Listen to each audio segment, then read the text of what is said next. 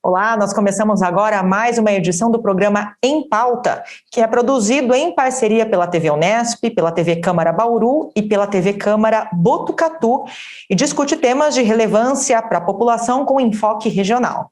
Nesta edição vamos conversar sobre o futuro do mercado de trabalho. Estamos preparados para os novos modelos? Hoje recebemos os professores Eliana Nogueira, juíza do trabalho e docente de Direito Processual do Trabalho da Unesp de Franca, e o professor Renato Dias Batista, livre docente em Gestão de Pessoas da Unesp de Tupã. Olá, professores, e muito obrigada por participarem aqui conosco. Eu que agradeço a oportunidade de falar um pouco de um tema bastante complexo para os dias atuais. Muito obrigada pelo convite. Na verdade, professor Renato, acho que são perguntas que valem 1 milhão cada uma, não é? Muito obrigada pelo convite. Bom, nós agradecemos a participação e começamos já direcionando uma pergunta ao professor Renato, falando sobre essas tendências agora para o futuro do trabalho, embora algumas delas já estivessem ocorrendo, né, talvez de forma um pouco mais lenta antes da pandemia, então o aumento das pessoas já trabalhando em home office ou por meio do trabalho remoto, flexibilização da jornada de trabalho, também o maior uso da tecnologia, né, a transformação tecnológica impactando no mercado de trabalho, foi a pandemia de Covid-19 que funcionou como grande aceleradora de todas essas mudanças.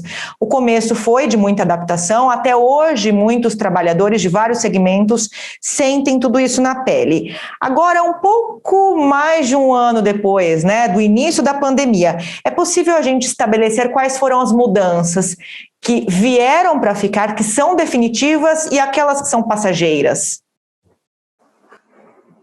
Bem, muitas mudanças que estão ocorrendo nesse momento vão permanecer. Eu tenho conversado com profissionais de empresas de todos os tipos, todos os segmentos, e algumas atividades permanecerão totalmente home office ou por meio híbrido, né? Isso também pode estar intercalando entre profissionais que podem optar, dependendo da empresa, claro, optar em permanecer em home office ou retornar à empresa. Isso depende muito de uma estratégia de cada organização, né? É importante ressaltar que nós vivemos em um país onde há empresas de todos os tipos, né, em diferentes níveis tecnológicos. Temos empresas muito obsoletas ainda no Brasil, que vivem em sistemas arcaicos do ponto de vista na gestão de pessoas, e que essas terão uma dificuldade, já tem essa dificuldade muito grande de trabalhar pela modalidade à distância, mas também vão enfrentar um desafio gigantesco, né, para que esse retorno seja efetivamente seguro. Enfim, tudo depende de uma organização e da cultura da qual ela pertence.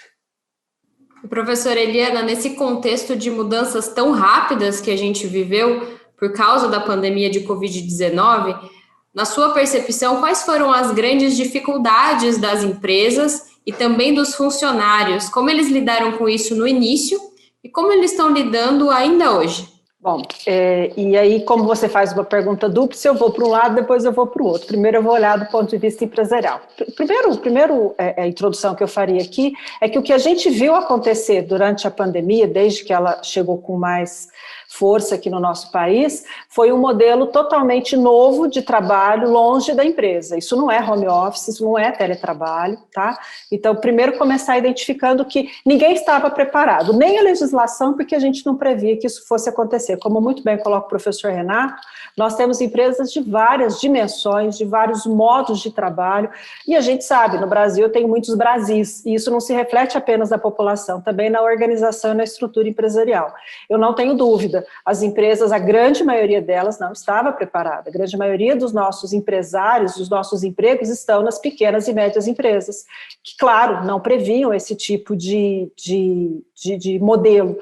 Há uma questão empresarial, o professor Renato também tocou nisso já, de cultura, não é? Para boa parte das empresas, trabalhar em casa era não trabalhar.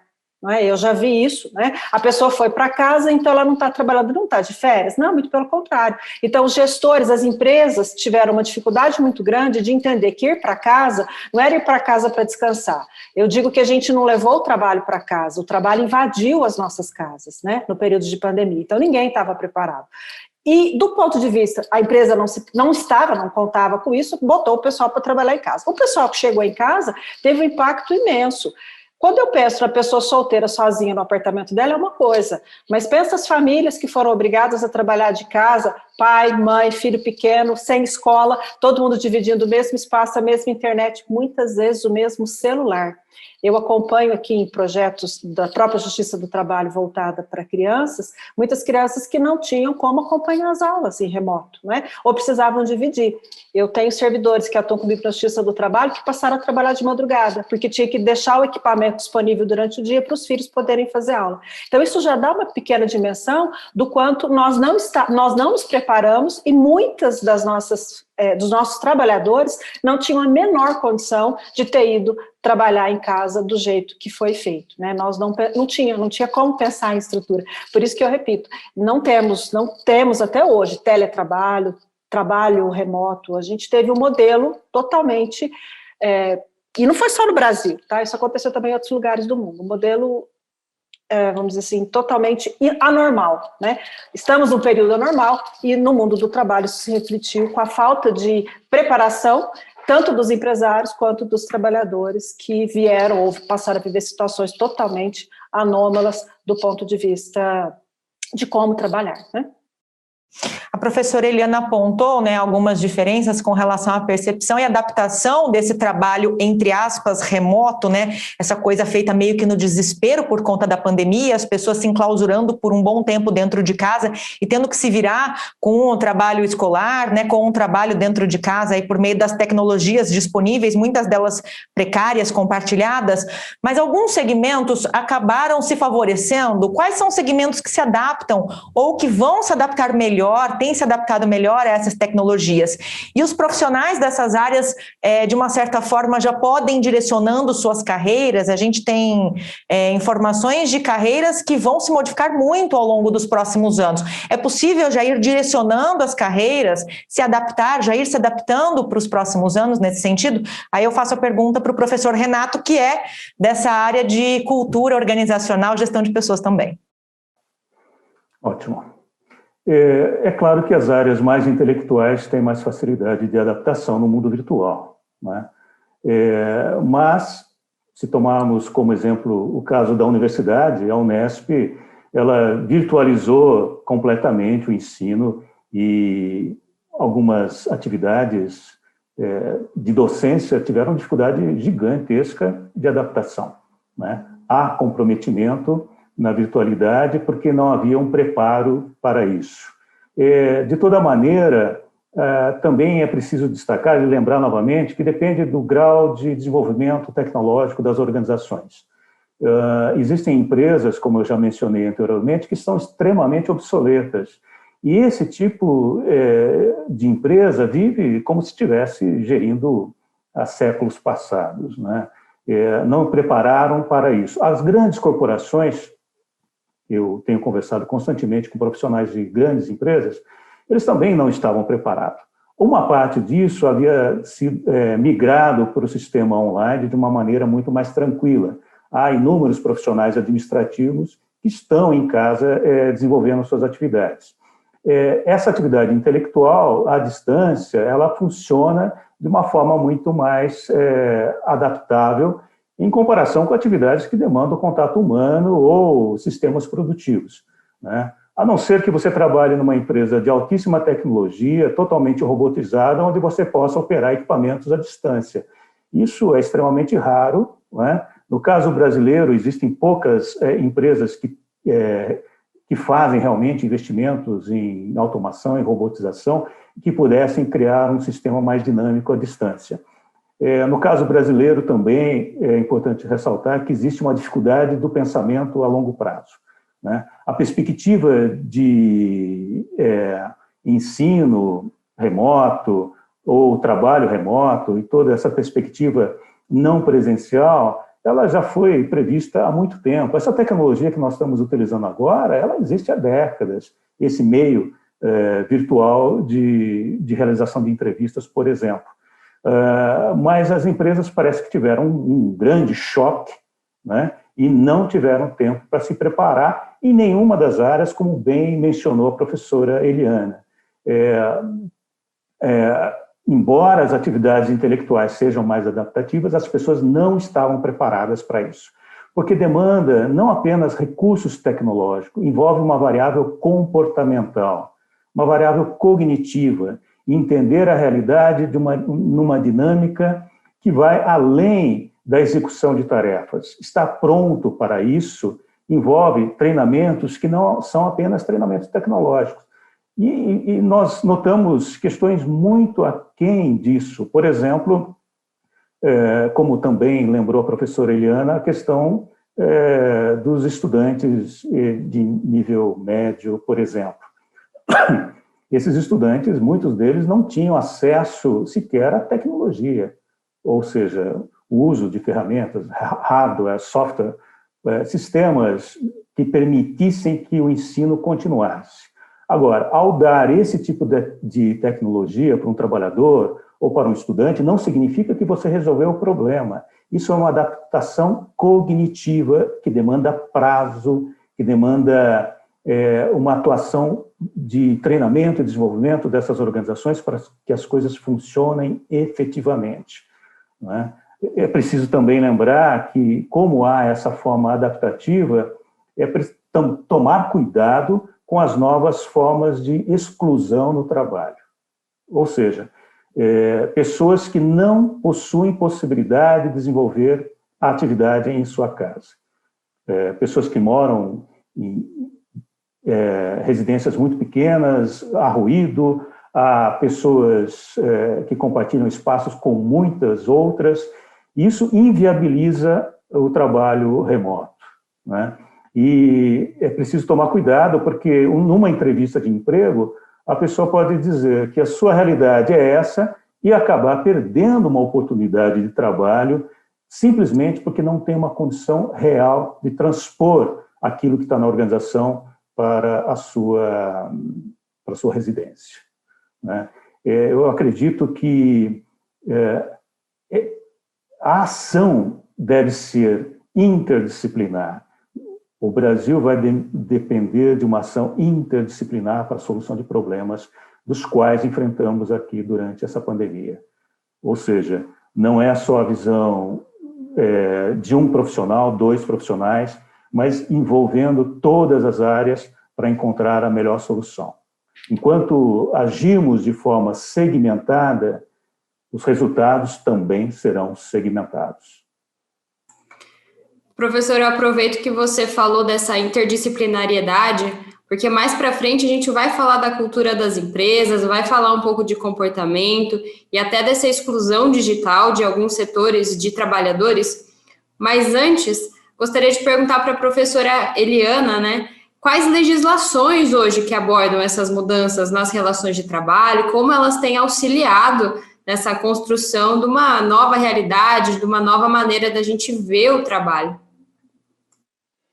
Olha, Carolina, o Brasil veio, né, de uma reforma trabalhista, a Lei 13.467, que entrou em vigor no final de 2017, que, assim, não ajudou muito, tá?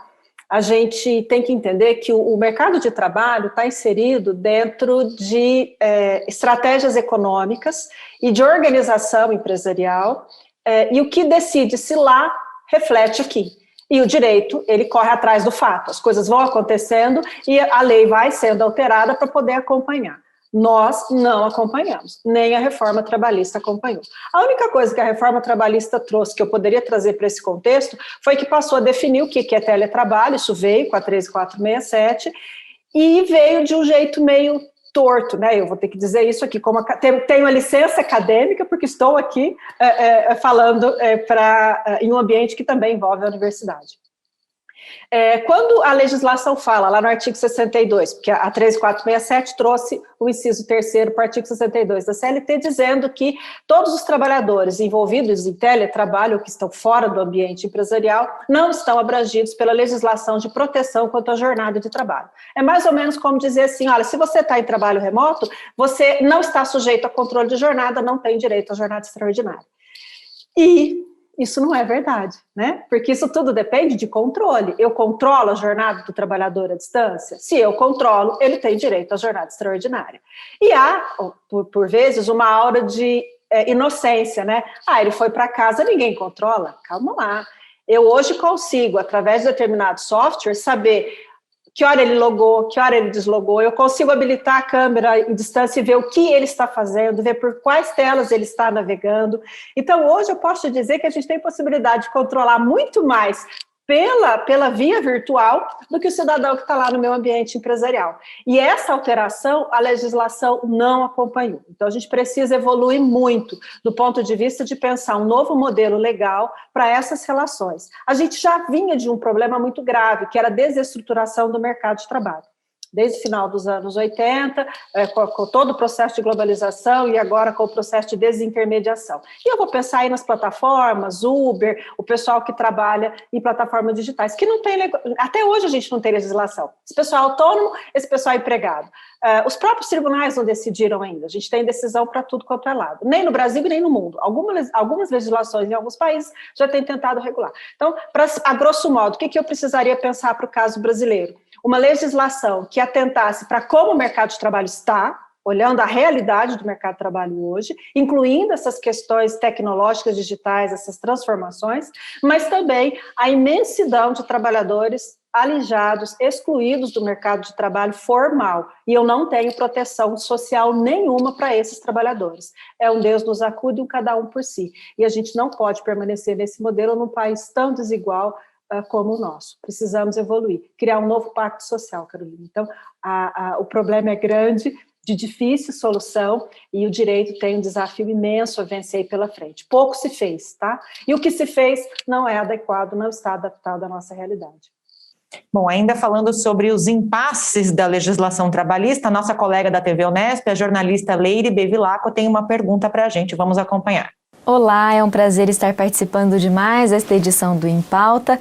E a minha primeira pergunta é sobre uma situação vivenciada por muitos funcionários durante o home office.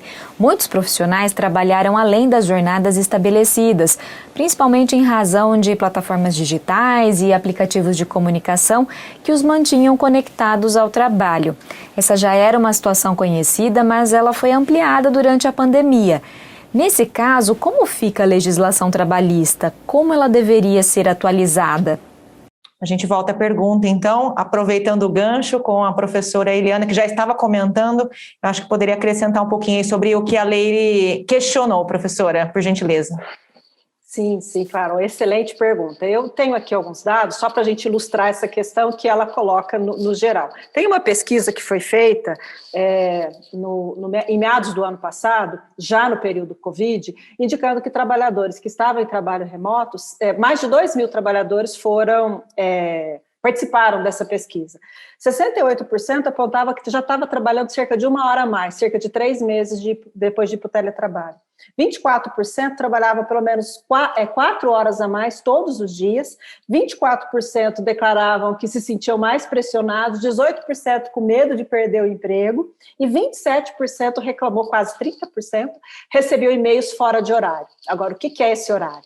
O grande problema foi, o pessoal foi para o teletrabalho sem regra legal e sem regra convencional. Outro problema, tivéssemos nós sindicatos que pudessem ser mais atuantes, mais diligentes, talvez tivéssemos aí conseguido evoluir para acordos ou convenções coletivas em que essa questão tivesse vindo para a pauta. A reforma trabalhista foi um outro problema, porque acabou desestruturando ainda mais os fracos sindicatos que nós já tínhamos. Pouco se fez nessa área. Então, os sindicatos ainda estavam tentando se reinventar quando veio a pandemia, e aí realmente dificultou ainda mais a articulação e a conversa, né, entre esses atores sociais, empregados e empregadores. Vamos olhar para fora do Brasil. O que a gente teria fora do Brasil que poderia servir como exemplo? A União Europeia, de um modo geral, já vinha trabalhando no modelo que eles vão chamar lá de smart working, né? A Itália trabalhava muito nesse modelo e continuou trabalhando. Nós precisamos evoluir para um modelo que trabalhe com, talvez, metas, projetos. Como o professor Renato falou, quem vai acabar ficando nesse trabalho em remotos vai ser o pessoal da área mais intelectual, né? Daquele pessoal que realmente não tem um trabalho produtivo manual, quem pode realmente trabalhar em remoto. E aí nós vamos ter que evoluir para uma legislação que trabalhe com metas, com projetos adequados a uma jornada adequada. Não é? Nós já temos algumas iniciativas, por exemplo, de impedir que esse trabalhador receba e-mails ou WhatsApps fora do horário que ele definiu que ele vai desenvolver aquele projeto, que não necessariamente é a jornada de trabalho. É uma outra versão do que nós estamos acostumados, porque esse trabalhador que está acostumado a botar o dedinho lá para marcar o horário que ele chega, botar o dedinho lá para marcar o horário que ele sai. Eu sou mais antiga, né? Eu sou da época do cartão de ponto que batia lá na chapeira. Esse modelo, para esse público, não vai existir mais. Então, nós precisamos evoluir. Enquanto a lei não evolui e ela vai demorar para acompanhar, me resta pensar na possibilidade da atuação dos próprios atores sociais, empregados e empregadores, no âmbito de regulamentos de empresa, no âmbito de projetos envolvidos dentro da empresa, ou até através dos sindicatos, trazer para esse modelo um modelo que trate com mensurar o trabalho fora da jornada, mensurar o trabalho pela produção que pode ser feita a partir de metas, projetos e objetivos que a empresa pode estabelecer em parceria. Interlocução vai ser tudo nesse novo modelo, pelo que a gente observa do que está sendo feito fora do Brasil, do que nós vamos precisar fazer. Temos muito a andar nessa área. Mas eu hoje penso que essa seria talvez uma alternativa viável, porque não vai dar para ficar contando um minutinho para pagar hora extra, porque nós temos esse senão da nossa legislação que não caminhou muito bem, mas é o que eu tenho hoje. Professora, a gente está falando de legislação e até da falta dela, né? Alguns exemplos de fora do país. Então, eu queria saber de você agora em relação à cultura organizacional, como que ela pode lidar com essa realidade, como ela pode garantir a atualização e a aplicação das leis trabalhistas que existem, né?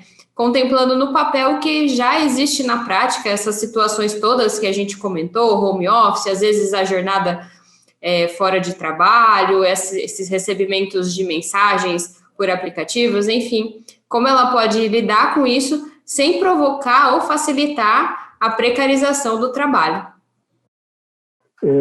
A solução ela não é só responsabilidade da empresa. O Estado tem um papel fundamental nisso. Não adianta mudar a cultura de uma organização se você tem sistemas de suporte bastante frágeis. Como eu havia mencionado anteriormente, nós temos um problema sério na América Latina, que é o pensamento de curto prazo, e resolver coisas complexas no curto prazo. Nós sabemos até quais são os problemas, somos capazes de pensar sobre esses problemas, mas somos incapazes, não é, de estabelecer uma meta de longo prazo. Todo mundo quer resultado imediato.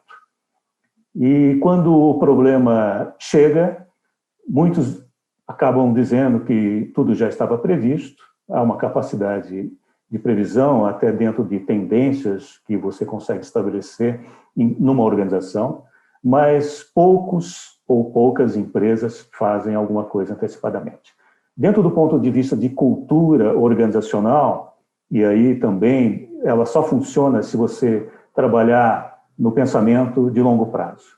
Uma cultura, ela não muda da noite para o dia. Isso é impossível. Tá? Não adianta a empresa colocar um painel, distribuir manuais, criar sistemas intranet, internet ou qualquer modalidade de acesso à informação. Se a empresa não trabalhar gradativamente numa mudança cognitiva, muito provavelmente nós teremos problemas ainda maiores no futuro. Né? Por exemplo, uma das variáveis relacionadas ao papel do Estado e ao papel das organizações está na questão educacional. A cultura demanda uma capacidade também intelectual de entender as mudanças. Se você não faz investimentos em educação, é muito provável que isso impacte nas organizações também. E se você delega apenas às empresas, elas vão acabar filtrando, né, determinada parcela da população que é capaz de entender essa mudança cultural. E aí você acaba criando zonas de exclusões gigantescas nesse país. Dentro do processo interno da organização, é preciso planejar gradativamente, entender como as pessoas absorvem mudanças e como você estabelece etapas para que as pessoas entendam essas mudanças de uma forma gradativa, né, e não automática. Por exemplo, eu tenho uma certa cautela de que se tudo terminasse na próxima semana, a pandemia terminasse, é muito provável que muitas formas de trabalho retornariam à era antes da pandemia. Parece que há uma dificuldade muito grande de aprender com os erros e com os problemas que ocorrem. Essa pandemia causa um dano gigantesco, né? É importante destacar também que, dentro dessa especificidade das relações de trabalho, do ponto de vista legal, também é um impacto humano, na saúde do trabalhador. As pessoas estão adoecendo mais e essa forma de sofrimento, ela não é apenas física, ela é psíquica. Então, o índice de pessoas hoje, no mundo todo, e no caso brasileiro é bastante significativo, de pessoas que estão buscando afastamento do trabalho por questões psíquicas. E essa questão psíquica, ela vai ampliar nesse momento, ainda mais. E poucas empresas fazem algo para diminuir esse impacto.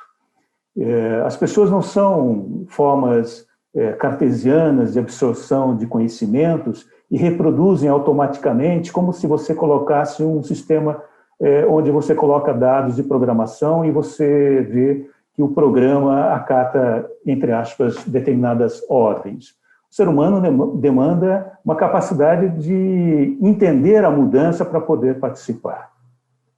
E se você não buscar essa participação de uma forma onde haja um processo democrático de transformação, você migra para um sistema autoritário que não leva em conta a criatividade das pessoas, que não leva em conta o tempo de absorção do conhecimento, e você cria um monte de sistemas organizacionais extremamente arcaicos, autômatos e incapazes. Isso é importante. Eu disse anteriormente que a solução ela demanda um pensamento interdisciplinar, porque um economista poderia também estar tratando dessa característica, onde as empresas que não fazem investimentos numa mudança cultural para essa nova realidade, onde envolve a virtualidade como uma forma de trabalho, são empresas também menos competitivas, de menor qualidade, de menor produtividade.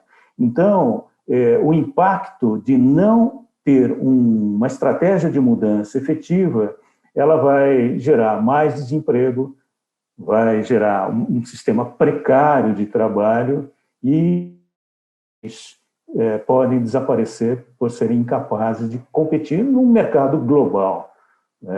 Eu acho que é preciso interrelacionar diferentes ciências para que as empresas sejam competitivas. A cultura, por exemplo, é uma variável que demanda inúmeras ações. Envolve as questões legais, claro, envolve as questões econômicas, as questões tecnológicas, as questões administrativas, sistemas de produção, sistemas que sejam capazes de ensinar as pessoas a pensarem de forma diferente. Infelizmente, no caso brasileiro, são poucas empresas que estão pensando a longo prazo. Aproveitando que o professor Renato mencionou agora em sua resposta sobre os efeitos psíquicos, né, dessas rápidas transformações aí, aceleradas ainda mais por conta da pandemia, seria interessante também traçar um perfil desse trabalhador no Brasil. A gente tem 2 dados aqui do IPEA, que é o Instituto de Pesquisa Econômica Aplicada. Primeiro deles, o trabalho remoto hoje é executado de forma majoritária por mulheres brancas com ensino superior.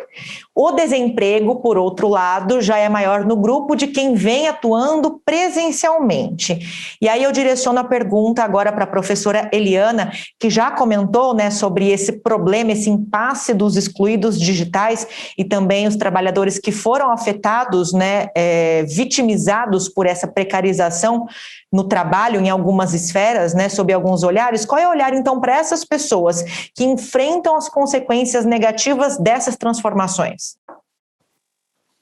Olha, o IPE ele tem estudos muito interessantes com relação a apresentar de um modo mais estruturado dados sobre o mundo do trabalho. É muito importante a gente resgatar que o trabalho, o home office, o teletrabalho, o trabalho em casa, né, historicamente, desde quando ele surgiu, ele até era colocado como um modo de tentar coordenar a vida familiar e vida do trabalho. Então, essa coordenação entre tempo pessoal e tempo de trabalho, ele tinha muito um perfil feminino, né? Porque ele visava as mulheres que poderiam coordenar a sua vida familiar e a sua vida de trabalho, laborando em casa, com todas as tarefas do lar que, culturalmente, acabam sobrecarregando apenas a mulher.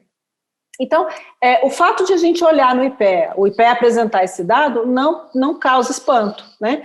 Primeiro pelo dado que, como essas profissões mais tecnológicas é que possibilitam o trabalho em casa, mas são profissões que exigem um conhecimento, por isso a maioria, o dado do IPE aponta quase 80% com ensino superior, a grande maioria são mulheres brancas, ou seja, esse é um perfil que não nos causa espanto, seria o que se esperar, né? Já se esperava que isso fosse, ora por escolha própria, as mulheres poderiam ter escolhido trabalhar em casa para poder coordenar as obrigações, entre aspas, muito entre aspas, né, que acabam pesando muito mais sobre a mulher do que sobre o homem. Claro que isso daria uma outra entrevista, né, só falar da questão de perspectiva de gênero no mercado de trabalho, mas, olhando por esse dado, me parece que isso seria realmente esperado nesse momento, que nós tivéssemos mesmo mais mulheres brancas. Há um contraste, porque se a gente vai observar os trabalhadores proporcionalmente que mais morreram em razão da Covid, são as mulheres negras empregadas domésticas. Tá? Então é muito interessante você fazer análise desses dois lados, daria também uma outra análise sociológica, basta ver que a primeira morte de Covid no Brasil foi uma empregada doméstica no Rio de Janeiro. Tá? Então, assim, há muito de diferença, inclusive econômica, para ser analisada através desse perfil. Os trabalhadores que estão excluídos desse mercado digital merecem uma reflexão à parte. A gente já tem um desemprego imenso no Brasil que já está se agravando e eu não tenho dúvida que ele continua se agravando. A última pesquisa, a última carta conjuntural do IPE, que saiu agora em maio, ela menciona que, inclusive, a taxa de desalento é hoje quase 23% maior do que a do ano passado. O que é a taxa de desalento? É aquele trabalhador que já nem procura trabalho. Ele não está no mercado de trabalho, ele nem é considerado desempregado, porque ele não está em busca de trabalho. Olha, ela aumentou quase 30% no período da pandemia, fora que o nível de desemprego chegou a mais de 15% agora. Então, não se trabalha em lugar nenhum do mundo com pleno emprego. Isso não existe há muito tempo e não vai existir mais. Não é? O que eu vou fazer com esses trabalhadores que já vinham perdendo espaço no mercado de trabalho e esses que não vão voltar? Porque tem um outro dado, né? Nós temos no Brasil ainda uma indústria, mesmo a indústria de transformação, ela ainda é muito, vamos dizer assim, conservadora, vou usar esse termo, não é altamente tecnológica, então ela ainda consegue gerar postos de trabalho. Se nós caminharmos para indústria 4.0 nesse modelo, a gente vai acabar com muito mais postos de trabalho do que a gente já exterminou em razão da quebradeira geral, em decorrência de muitas empresas que fecharam as portas em razão da crise econômica. Então, o quadro não é bom.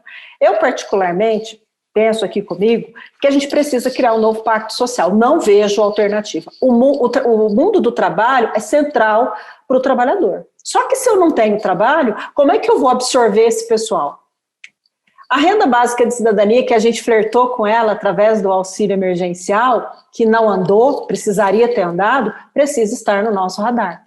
Nós vamos precisar pensar em alternativas para as quais eu possa absorver esses trabalhadores, dar-lhes qualificação adequada, porque isso é um grande problema que a indústria brasileira vai ter a curto prazo. Se nós investirmos em inovação tecnológica, eu hoje não tenho mão de obra capacitada para isso. Infelizmente, eu não tenho. Então, eu preciso desenvolver dentro das universidades, eu preciso desenvolver o ensino tecnológico de melhor qualidade para ter mão de obra qualificada. Se eu não faço isso, o pessoal vai ficar ainda mais à margem desse mercado de trabalho. O que a gente vê são, hoje, trabalhadores pobres, que era algo que alguns anos atrás a gente não pensava. Não existia a figura do trabalhador pobre. O trabalhador tinha, por ser trabalhador, o mínimo para a sua sobrevivência. Hoje eu tenho trabalhadores que não ganham o mínimo para a sua sobrevivência. Estão abaixo da linha de pobreza. Isso é inadmissível. Então, esse modelo não se sustenta. Então, se eu preciso pensar no novo modelo, esse novo modelo não pode estar calcado apenas na geração de empregos. Eu não consigo, em lugar nenhum do mundo, isso não é nosso, gerar empregos em quantidade adequada para os trabalhadores. Isso traz efeitos colaterais. O outro exemplo, a gente viu durante o período da Covid aumentar exponencialmente o número de trabalhadores infantis. Essa denúncia tem chegado sistematicamente através da Unicef e da ONU.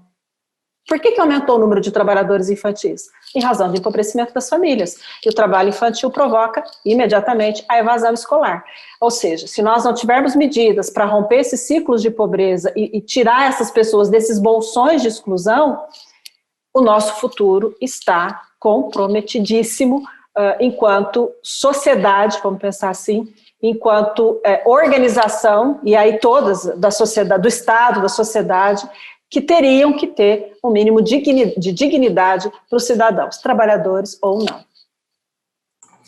Quantas questões neste Em Pauta sobre o mercado de trabalho e o futuro, né, do mercado de trabalho também. A gente vai dar um breve intervalo agora, mas já volta que no próximo bloco a gente ainda fala dos impactos e as perspectivas dos novos modelos no setor público e também na iniciativa privada. A gente já volta.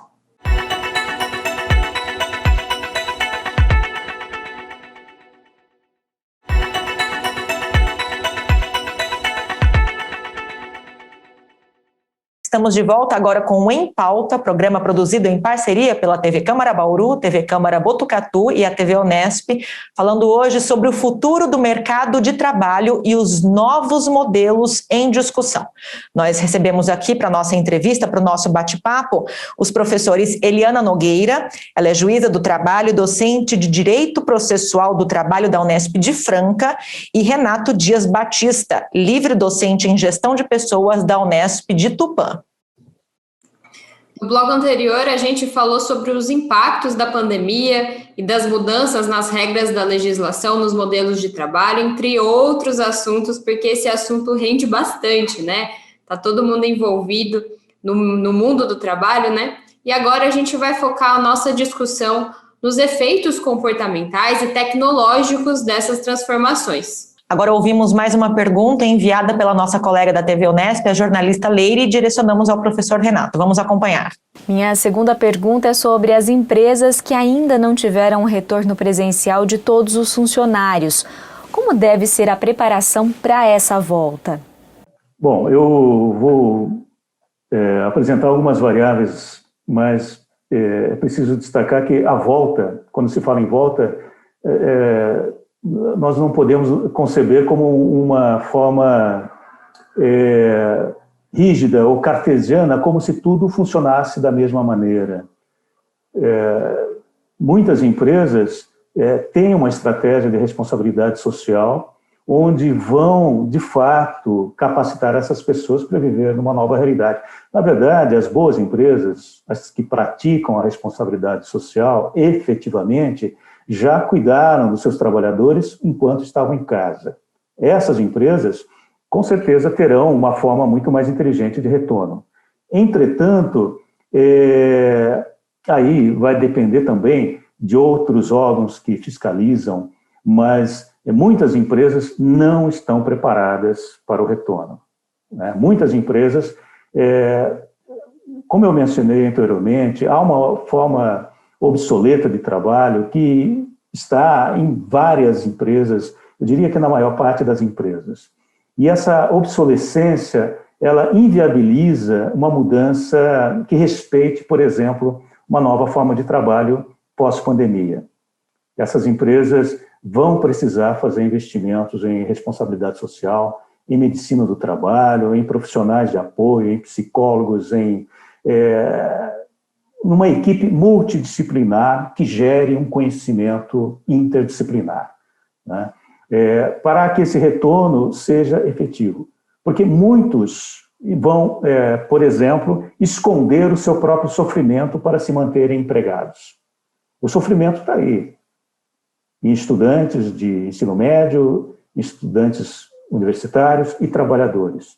Muitos estão procurando ajuda médica para realizar ou tratamentos baseados em medicamento ou em psicoterapia para tentar suportar essa fase. Agora, a fase de retorno não significa que há uma ruptura, ou seja, daqui para frente tudo retorna. Há uma forma gradativa, né? Até mesmo porque, em relação à Covid, há muita dúvida ainda sobre, de fato, a eliminação dela no mundo.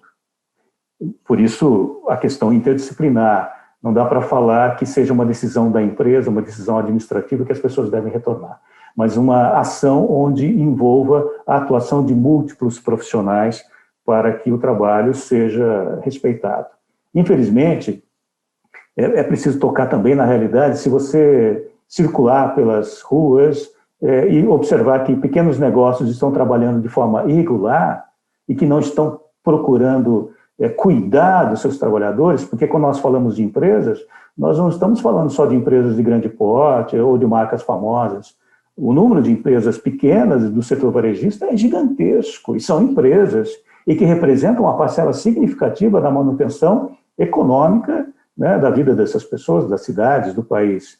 E você já observa que, nesse momento, existe uma dificuldade muito grande de cuidar desses trabalhadores que estão aqui, nesse momento, correndo o risco de contaminação.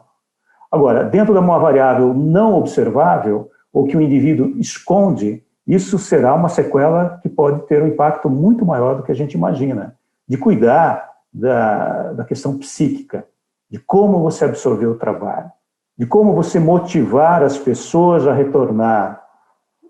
Essa abordagem onde você leva em conta o próprio mecanismo de objetivos de vida, muitos são incapazes de responder e vão colocar as pessoas para trabalharem de uma forma irregular. Eu preciso que haja, de fato, uma política pública que dê apoio e que fiscalize e que também oriente sistemas comunicacionais que permitam que a informação chegue a todos, né? Então, o Estado e as universidades, todos têm um papel que deve ser colaborativo na divulgação de informações de como se adaptar a essa nova realidade. Porque muitas empresas sequer têm um departamento de gestão de pessoas. A gente não pode chamar o departamento pessoal aquele que distribui vale transporte, assina carteira, distribui equipamento de segurança, como um departamento de gestão de pessoas. Aquilo é um departamento técnico, né, que muito pouco está envolvido na relação mais profunda em relação ao trabalhador. Para complementar, é uma questão também legal, porque recentemente nós tivemos a aprovação da lei de terceirização. Ou seja, você tem um impacto que já ocorria anteriormente, do qual o trabalhador terceirizado tem menos, você tem menos atenção em relação à empresa.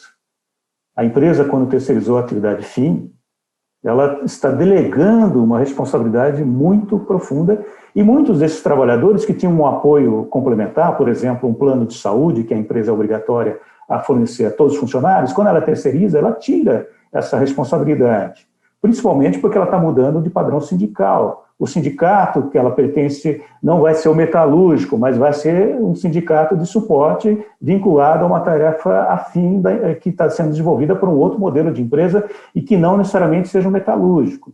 E que há, sim, uma perda de benefícios que representam um apoio social.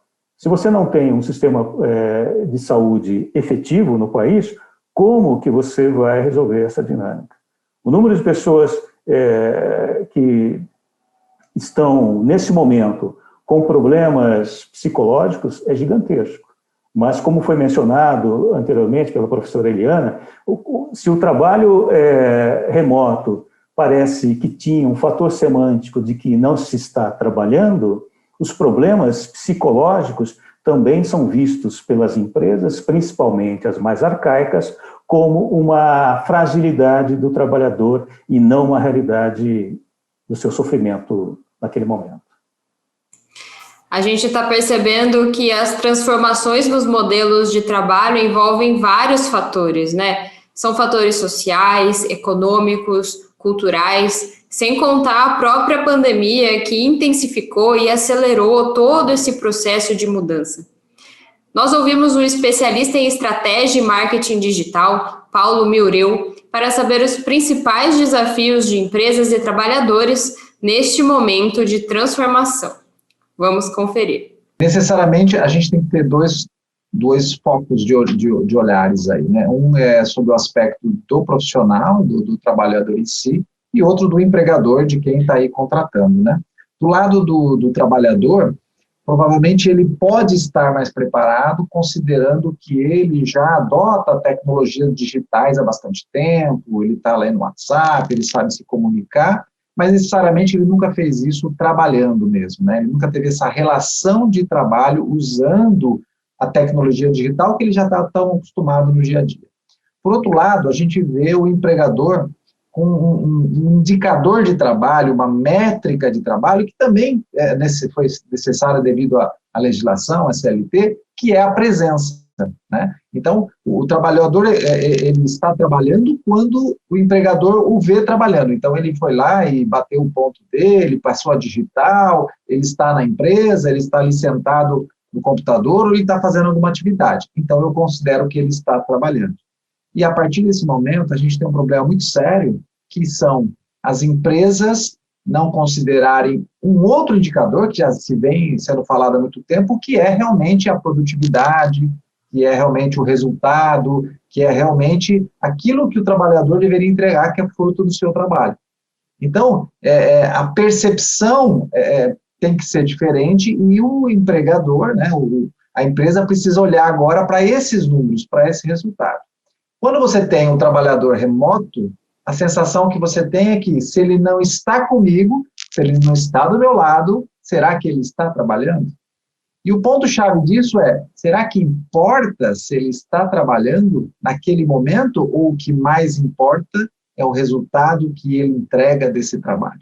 Então, essa relação vai precisar mudar, e aí essa mentalidade, né, do empregador precisa mudar e do trabalhador também, porque cada vez mais o foco é esse resultado da entrega. É realmente uma relação que fica até muito mais produtiva para ambas as partes, né, muito mais transparente para todos. Ou seja, novos modelos de trabalho não comportam mais olhares convencionais dessa relação empregador e empregado. Não comportam mais. Agora não importa mais tanto, até mesmo a questão da legislação, né, que era, realmente, eu estou trabalhando porque eu entrei na empresa ou saí da empresa. Agora o que é mais importante é o resultado, que é a relação que você realmente teve ali na contratação de um colaborador, né? Direcionando a pergunta agora para a professora Eliana, baseada nessas análises do nosso especialista, o Paulo, professora, o avanço da tecnologia, ainda falando sobre essa mentalidade, né, dos trabalhadores e das empresas contratantes, é inevitável sobre as relações de trabalho? Alguns estudos apontam, por exemplo, que a robótica e a inteligência artificial, por exemplo, podem colocar em risco 3 em cada 10 empregos até 2030. Como que o trabalhador de segmentos tradicionais, convencionais, pode se preparar para esse novo cenário?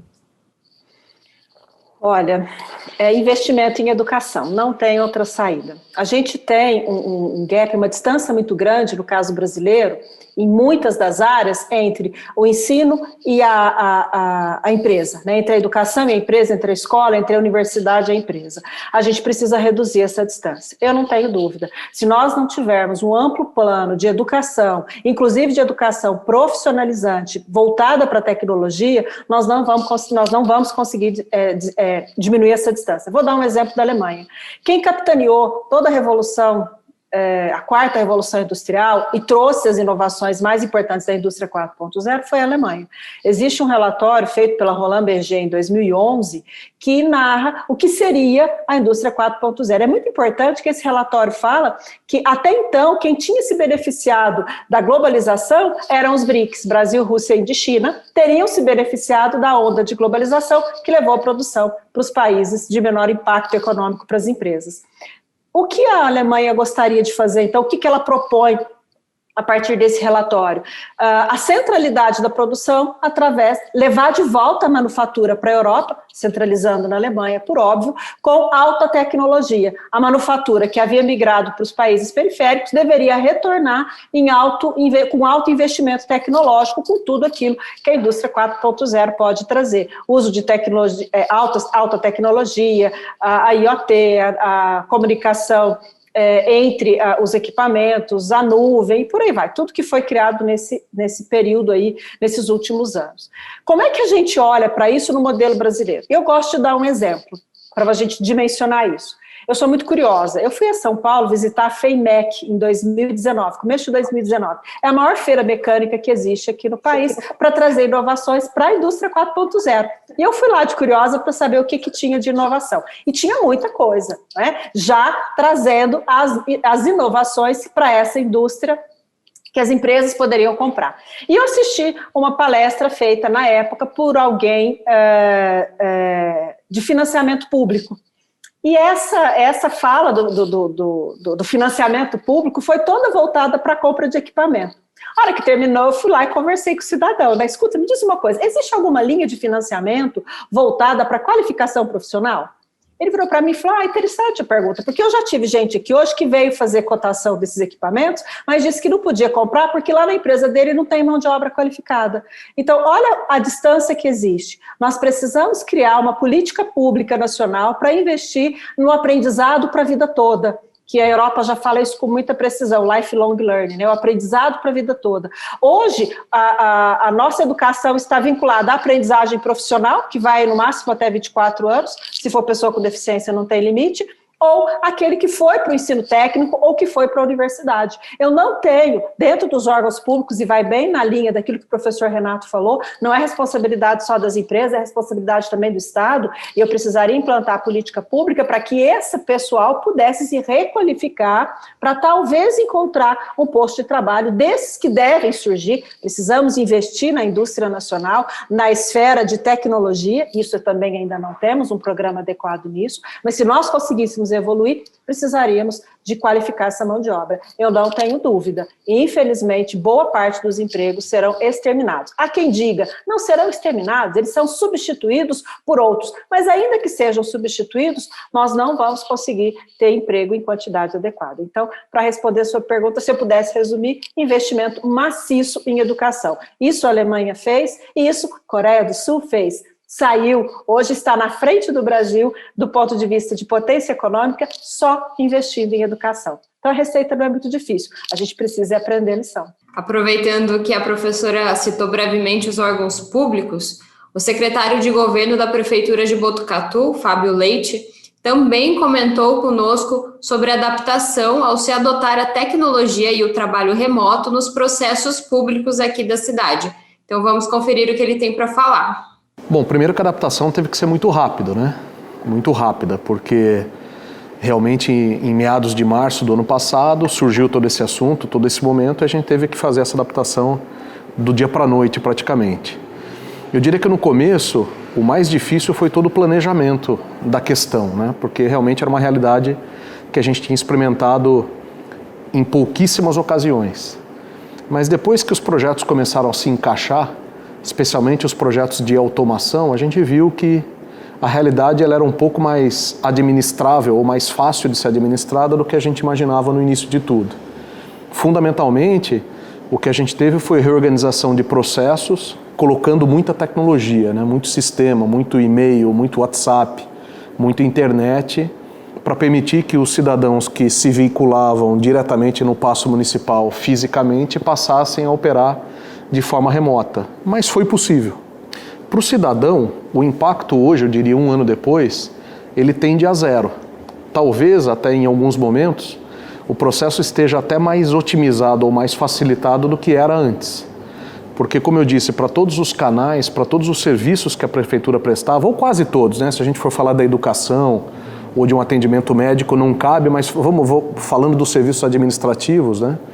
Eu diria que boa parte dos serviços eles ficaram muito mais simples, muito mais fáceis. Exceção as pessoas que têm mais dificuldade com meios eletrônicos, mas que também a gente montou alguns canais de atendimento. Então eu diria que para o cidadão 1 ano depois, eu diria que o efeito é muito mais positivo do que negativo. Do ponto de vista de economicidade, eu diria que é mais nos meios. Então, do ponto de vista de capital humano, como eu disse, a gente realocou pessoas, mas não teve, até por conta da instituição pública, cortes. Mas na parte de material, especialmente impressoras, papel, energia, com certeza a gente não tem isso consolidado ainda, mas com certeza o impacto foi positivo. Eu acho que a tendência mundial ela vai se fazer presente também no serviço público da cidade de Botucatu, o que todos chamam do novo normal, né? Eu acho que a nossa realidade, uma opinião muito pessoal, ela nunca vai ser como fevereiro de 2020. E, considerando tudo que eu disse até agora, eu acho que ela é uma realidade para melhor. Então, as instituições públicas ou privadas aprenderam a lidar com a distância, oferecendo o mesmo serviço ou um serviço até mais ágil, mais prático, mais complexo. Então eu acho que a gente não volta ao que era antes. Bom, aproveitando aí a fala otimista do secretário de governo de Botucatu, de que sim, a adoção da tecnologia pode melhorar os serviços prestados à população, eu gostaria de uma análise dos dois professores, professor Renato e professora Eliana, até para a gente aproveitar e fechar aqui o nosso pensamento, a nossa discussão, fiquem à vontade inclusive para as considerações finais. Na percepção de vocês, esse setor de atividade, o setor público de trabalho está acompanhando essas transformações constantes e mais frequentes, né, depois da pandemia? E que outras ideias pré-concebidas, por exemplo, tudo no setor público é mais lento do que na iniciativa privada, que ideias acabaram caindo por terra nesse momento em que todo mundo teve que se reinventar? Mais uma vez, não podemos generalizar. Só em casos de prefeitura são milhares no Brasil, né? Temos milhares de municípios. Então você tem uma diversidade muito ampla do ponto de vista estratégico. O Estado, sim, tem limitações, o Estado é mais lento, não somente do ponto de vista burocrático, mas também a burocracia ela também implementa uma forma cultural. E formas culturais caracterizam como as coisas devem funcionar. Uma coisa que deve ser levada em conta é que um dos grandes entraves está na adaptação tecnológica. Eu insisto em afirmar que um gap tecnológico representa um gap cognitivo. Então, se você não faz investimentos tecnológicos, você tem pessoas com menos possibilidades de aprendizagem. A aprendizagem, ela demanda, como já foi mencionado anteriormente, um processo contínuo, né? Ou seja, você não aprende de repente. Um dos grandes problemas das organizações públicas e privadas é quando acredita-se que vai mudar simplesmente comprando equipamentos. Muitos compram equipamentos, agora mudou, nós somos uma empresa de alta tecnologia, somos rápidos porque tem tecnologia. Eu preciso mudar também o comportamento das pessoas, como essas pessoas concebem o trabalho, no caso da pergunta, o trabalho público, né? O que representa, qual o seu papel como trabalhador público, e não apenas se o trabalho ou se as atividades estão sendo desenvolvidas. Eu preciso criar uma nova cultura do trabalho, né? E que represente um fator de inovação mesmo. Um dos grandes problemas, não apenas no Estado, mas eu posso afirmar que na maior parte dos países da América Latina existe uma limitação tecnológica que também força uma limitação de aprendizagem. quanto mais distante alguém está de um procedimento tecnológico, mais dificuldade ele vai ter para aprender alguma coisa nova, né? Então, se você observar no caso da gestão pública, muitas organizações públicas, as que mais rapidamente mudaram, são aquelas onde o recurso financeiro entra e não apenas sai. Então, quando há uma pressão financeira também, seja no recolhimento de tributos, ou seja na forma de serviços de determinadas empresas que estão diretamente relacionadas à arrecadação, elas tendem a mudar mais rapidamente do que aquelas que têm a prestação de serviço como forma e não a entrada de recursos financeiros apenas. O Estado, sim, é lento, né? Não apenas no Brasil, mas, volto a afirmar, na maior parte da América Latina é extremamente lento, tem um pensamento obsoleto em relação à realidade tecnológica, demora para dar uma resposta efetiva para as mudanças e acaba trabalhando por uma pressão externa. Eu acredito que a melhor forma, e aí para finalizar, a melhor forma de mudança é aquela que impulsiona características proativas.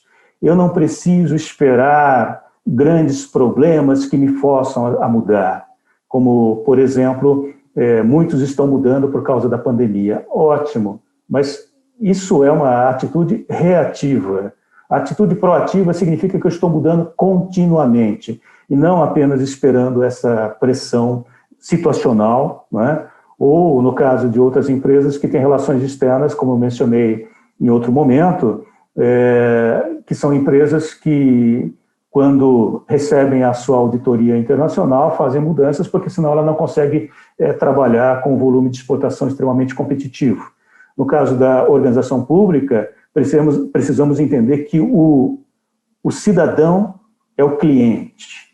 O cidadão deve pressionar, mas o cidadão pressiona também se ele receber um repertório intelectual que também vem do Estado. As melhores universidades são as públicas, não é? Eu preciso fazer investimento nas escolas para que as pessoas também desenvolvam essa característica de cidadania. Eu não posso somente ficar reclamando do Estado e também ficar esperando uma mudança passivamente. Eu preciso criar um cidadão que seja participativo junto ao Estado. Que ele pressione também. Não seja apenas um reclamante, mas alguém que pressione pela mudança. E que o Estado, por sua vez, também seja capaz de atender essas expectativas das pessoas.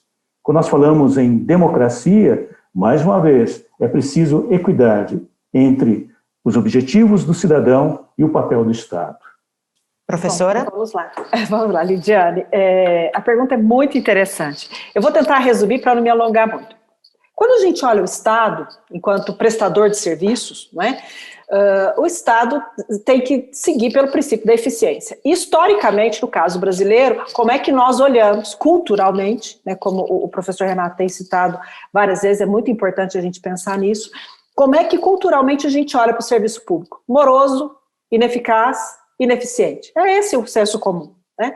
Oxalá, a ida para o modelo remoto, a criação, o uso e o manuseio de ferramentas tecnológicas possam tornar a administração pública mais eficiente.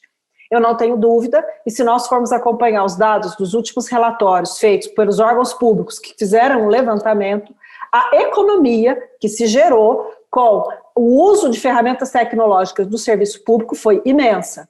Eu não tenho dúvidas, eu estou vinculada a 2 órgãos públicos, o estadual e o federal.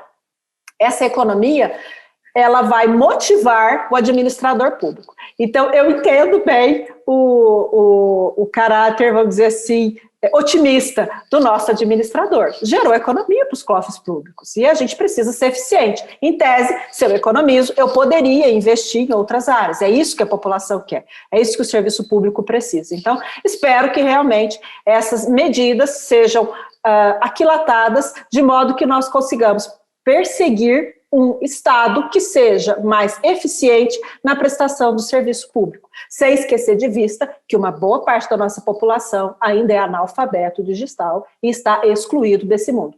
Então, não vai dar para todo o serviço público ser feito pela telinha. Eu vou precisar, principalmente o serviço público essencial, precisa do atendimento presencial.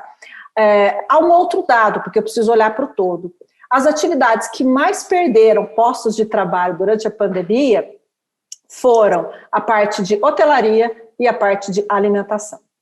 O turismo negocial deixou de existir. Acredito que com vocês aconteceu a mesma coisa que comigo. Eu fazia inúmeras viagens mensais a trabalho. Faz 1 ano e meio que eu não saio de casa. É tudo feito pelo computador. Então, você imagina a economia para o ente público que não tem mais que pagar a passagem, o motorista, o hotel, o restaurante. Não é? Hoje, então eu olho isso como uma possibilidade de eficiência do órgão público que pode permitir a interlocução fora de algo que gere despesa, não tenho dúvida. Agora, eu preciso medir essa efetividade pelo tanto que ela consegue alcançar o cidadão, se ela realmente chega até o cidadão. E eu não tenho dúvida, vou dar o exemplo do judiciário. A justiça evoluiu, o CNJ criou um programa de justiça 100% digital, e nós aderimos a ela. Faz 1 ano e meio que eu faço tudo como juíza aqui da minha casa. Todas as audiências, todos os despachos, analisando os processos, atendendo advogado, atendendo parte. Então, o judiciário não volta nunca mais para aquilo que era no pré-pandemia. Mas há uma preocupação para que isso seja adequado, porque senão não resolve. Há uma preocupação, e eu vou finalizar com ela, porque eu acho que isso fica aí até para um futuro debate. O professor Renato tocou nisso na primeira fala, e isso tem me preocupado. Você colocar um trabalhador em teletrabalho que tem um salário legal, tudo bem, né? Primeira coisa que a gente fez, comprou um computador melhor, botou uma câmera, melhorou a internet. Uma boa parte da população não tem condição de fazer isso.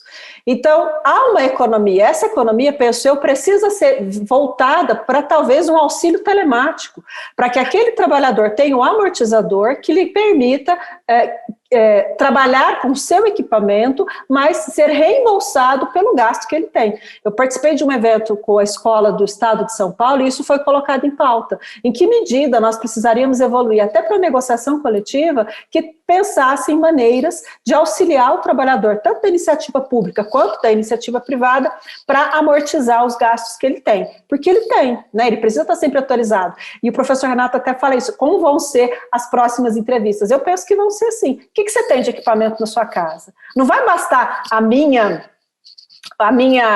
competência, a minha habilidade enquanto trabalhadora. Eu vou ter que ter um aparato tecnológico, até porque hoje as entrevistas estão sendo feitas pela internet.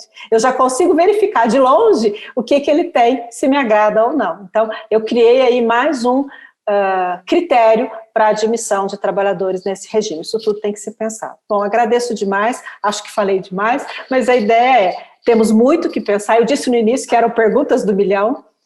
A gente vai falando do que a gente pouco que conhece, do que a gente está vendo no mercado, do que a gente sente, né, dessa movimentação, mas eu acho que, como o professor Renato bem coloca, tem muito que ser feito, tem muito que ser mudado, tem uma questão cultural que precisa ser assimilada com outros critérios e com outros parâmetros, tanto na iniciativa pública quanto na iniciativa privada. Muito obrigada.